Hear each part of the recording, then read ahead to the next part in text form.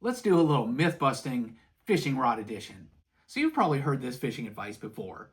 If you're going to buy a jig rod, that's where you want to splurge and buy top of the line. That extra sensitivity, that's going to help you feel more bites and land more fish. And then especially for moving baits like spinner baits and bladed jigs, crankbaits, you don't need as much sensitivity. Just an average, decent rod will be fine. Sounds like great advice, right? And it's not totally wrong. I'll tell you what, if you can afford a high-end jig rod, you are going to feel a few more bites. It is more sensitive, it is more lightweight. The thing is, even today's entry-level rods, like the Fenwick Eagle and HMG, they're so much better than they were a few years ago. If you fish them a lot, you can feel a lot of bites. You'll still do all right with an entry-level rod fishing a jig.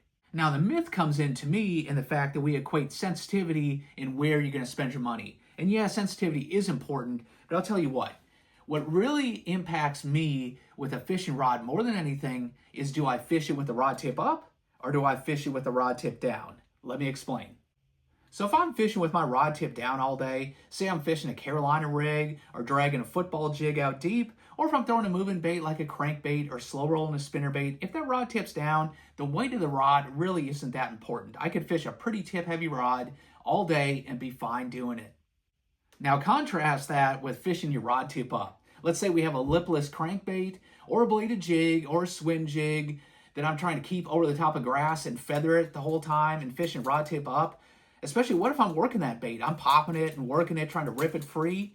If that's a tip heavy rod, it's gonna wear me out. I don't care if it's a moving bait or if it's a jig or if I'm fishing a jig or a Texas rig through brush piles. If I'm fishing rod tip up, I want a lightweight rod, and I sure as heck want a rod that's not tip heavy.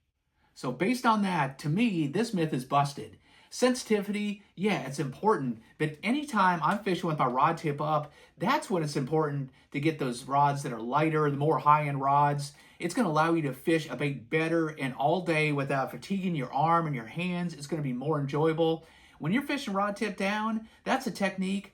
That's where I'm going to go with the more entry-level rod that's not as light. Anytime the rod tip's up, I want that high-end rod like that world class. It just makes fishing more productive and a whole lot more fun.